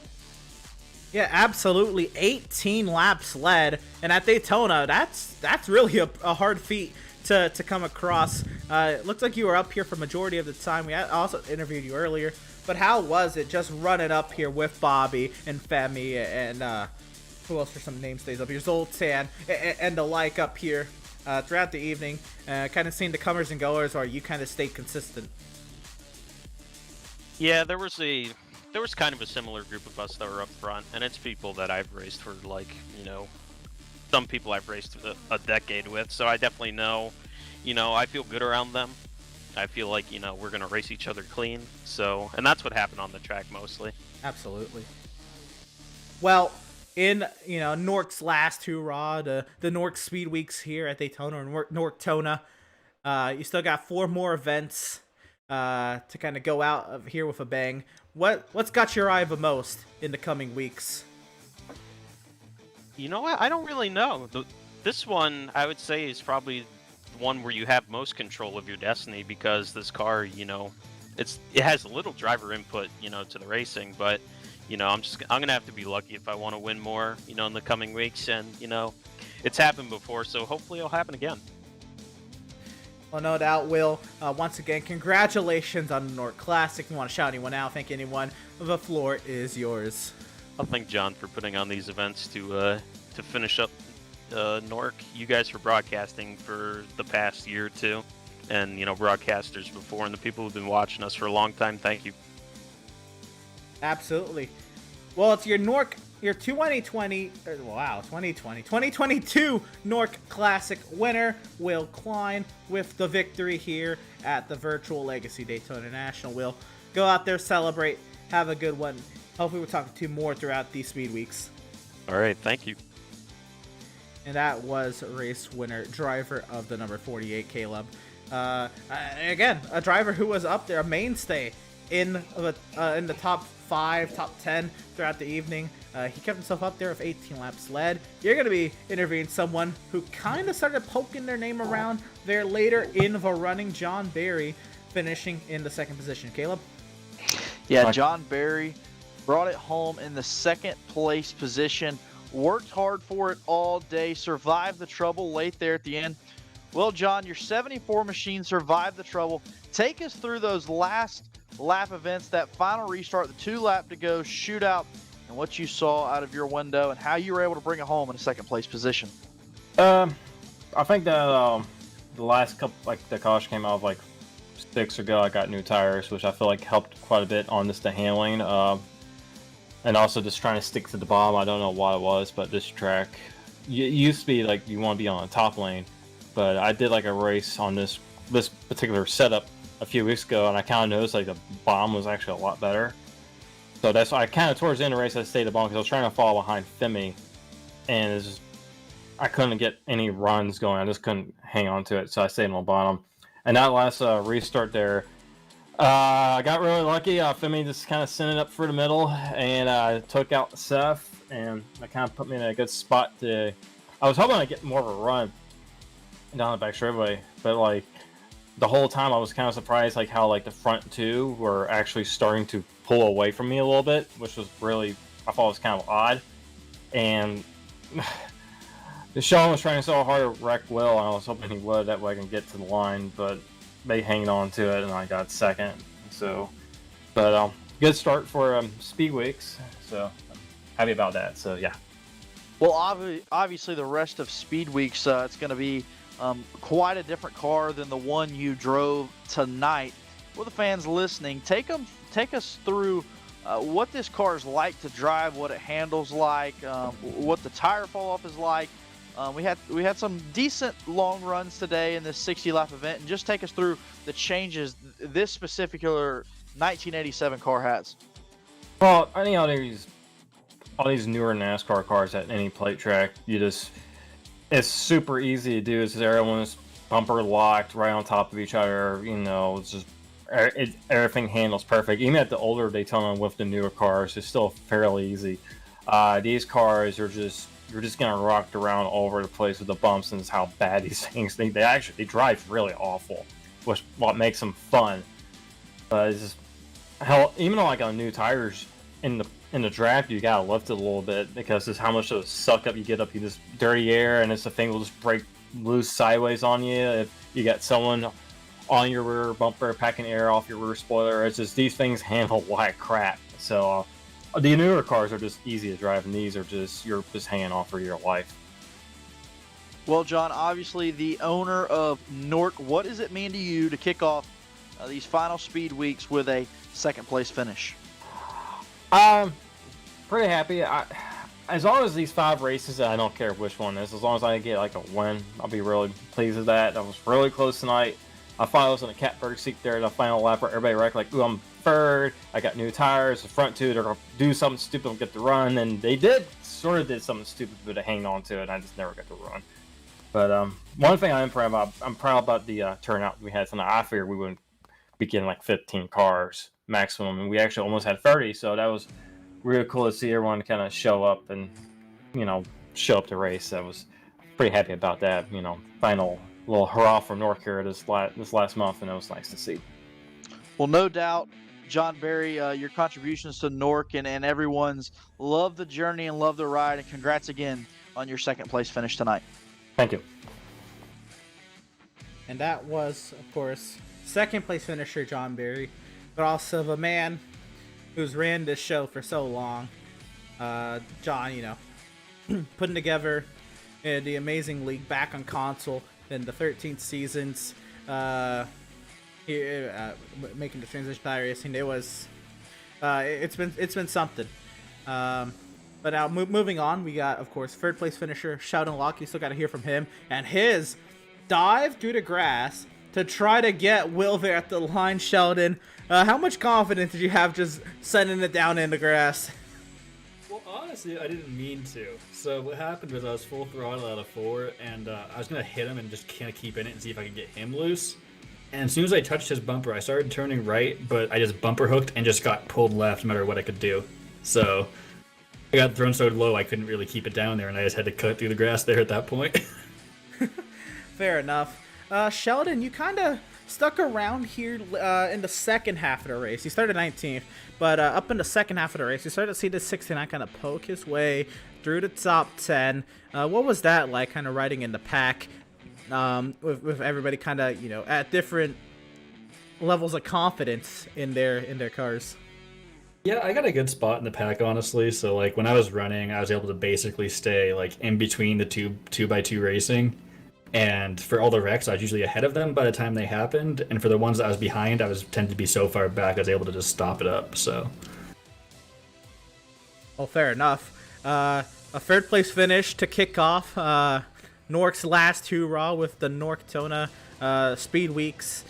You look forward now at 4 more events. Which one catches your eye the most, or which one are you looking forward to the most? The ARCA car, the truck, Xfinity, or the Cup race?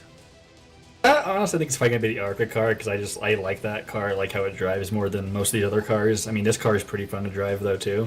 I feel like the Cup car is going to be pretty damn boring, because it's going to be just gridlock the whole time. Well, certainly, we just hope for the best racing we can get out of all of these vehicles, of course, for the last month of Speedweeks here for NORC. What does it mean to you to kind of get this podium here in one of these last 5 races? Oh, it's just good to have fun, honestly. Like, I'm here for just to hang out with the guys, honestly. That's more what I'm here for. The racing's secondary, but just having fun's the first thing, so. Well, it seemed like a lot of fun. These 87s. John said they're terrible to drive, and we saw drivers struggling with it all night long. So I now ask you, did you have fun? Are you a little tired? How you feel after 64 laps?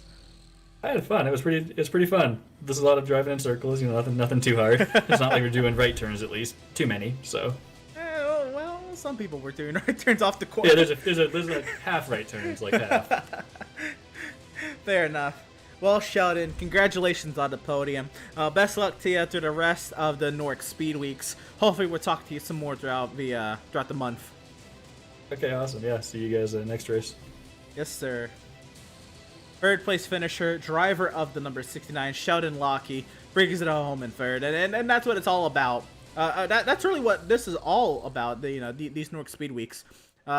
It's just kind of one last time for everybody to kind of gather and to kind of have their own. To kind of have their last goodbyes with NORC as a league. And I couldn't think of a better event to kick off these speed weeks than the 87s we saw tonight here at the Legacy Daytona. My goodness, it was a blast tonight. There was no clear-cut favorite throughout the evening. It really was. I mean, from the start, even during practice, then jumped into qualifying, then on into the race. An eventful night, to say the least. I mean, the battles up front, there was never a time where you could say, well, there's one guy that was out front and dominated this race. I mean, you just never had that car, and I think it's a testament to these 1987 stock cars, and especially this racetrack, this old school bumpy Daytona International Speedway, and a mixture of both sets for what we saw tonight. Great racing for all 60 laps. Well, we have some race results to run through here before we finish things up here tonight. Let's go ahead and go through them. And it is Will Klein with the race victory. He comes home in second over John Barry, who was impaled by Sheldon Lockheed's Rogue number 69 across the grass. Sheldon comes home in third. Femi Olot will come home in fourth on that last lap contact with Seth Noel. Aaron Smith will finish up in the fifth position. Scott List Rambler in sixth. Jared Darling in seventh. Tom Mercier comes home eighth. Josh Robin ninth. And Dylan Patterson will round out the top 10. Sitting there in 11th, the 28 car of Cody Miller, a car we saw up at the front for a good portion of this race. The 89 car of Sean Williams in 12th. 13th, Zoltan Herczeg, another driver we saw at the front of the field in that 3-car or 96. You'd say Daniel Falkingham in 14th was there in second before under yellow. He made contact with a car that was going for the lucky dog. 15th, Spencer Owens. 16th, Howie Briss in the 97. 33 car of Freddie De La Rosa in 17th, another driver that had a good day out front. Seth Noel in 18th. 19th, Brett Bunkari. And in 20th, Michael Keithley, involved in a couple cautions. He sits there in 20th. Now we get the Heartbreakers row of the evening. TCB comes home in 21st. Terrell Baker making that contact with Daniel Falkingham under caution. Unfortunate circumstance that went very. Elijah Gracia bringing out that last caution on the race, comes home 22nd, 5 laps down. Bobby Cheney be 23rd, 6 laps down. Bobby Zielinski 24th, 11 laps down. Matt Hummel will be 25th. 16 laps down. James Simmons 26, 21 laps down. Anthony Emery 27, 36 laps down. Jimmy Gregory come home 28th, only completing 8 laps. 52, should only complete 12 laps because of the 4 extra. 52 laps down for Anthony Emery. And well, as far as the NORC Classic goes, that will do it. But there's still so much more to come on the channel in the coming days. Tonight also, this is kind of wrapping up. I want to say about 5 straight hours on the air. We have a little bit of a break because we had 2 broadcasts today with the British Sim Racers MX5 Trophy Tuesdays. They had their race at the Brands Hatch course across the pond. Tonight it was their second race of, or earlier in the afternoon here in the States, in the evening over there in Europe. They had their second round at Brands Hatch, and that was a great time. So coming up here for Pit Stop TV is Thursday night. We'll have British Sim Racers, or Thursday afternoon here in the States at 3 p.m. Eastern, 8 p.m. UK time. British Sim Racers touring cars taking to the Brands Hatch Indy Circuit for their second race of the season in the touring cars. Then, well, we're off the weekend. We'll be back with BRP action Monday evening at Lanier Raceplex for their 10th race out of 14 on the season. It'll be a grand old time there for more dirt big block modifieds.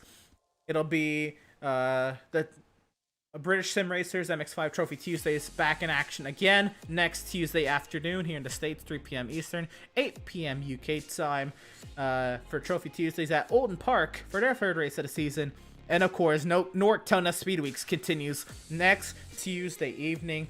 It'll be 6:50 p.m. Eastern. We'll go on the air for the ARCA 200 at Daytona International Speedway. It'll be the old Gen 4 bodies used back when it was a nationwide series. Should be a grand old time next Tuesday night. Caleb, I'm excited if it's anything like what we saw tonight. Yeah, no doubt. It was definitely something to be seen. You can follow us on Pit Stop TV on social media, facebook.com pitstoptv. Get us on Twitter at pitstoptv_ or Instagram pit_stop_TV. And on YouTube at pitstoptv1. Follow us on all social media platforms, Pit Stop TV. Of course, our website, www.pitstoptv.com. Of course, check that out for all things Pit Stop TV. I guess as far as tonight goes, that's really gonna do it. Want to thank Caleb Gladney for joining me alongside the show tonight. These 87s, it was an absolute blast to call tonight. Jake Cook, new to Pit Stop TV, holding down the fort on social media this evening. Go ahead and check out all of his work on our Facebook, our Instagram, and our Twitter. And of course, myself, Emerson Arden, on production commentary tonight. Thank you all for tuning in and joining us for tonight's action, and we hope you enjoyed tonight's broadcast. And that'll do it from the virtual Daytona International Speedway. For all here at Pit Stop TV, once again, Caleb, Jay, and myself, thank you all for tuning in. We'll see you next time, hopefully Thursday afternoon for British Sim Racers from Brands Hatch, or next Tuesday evening for NORC ARCA cars at Daytona.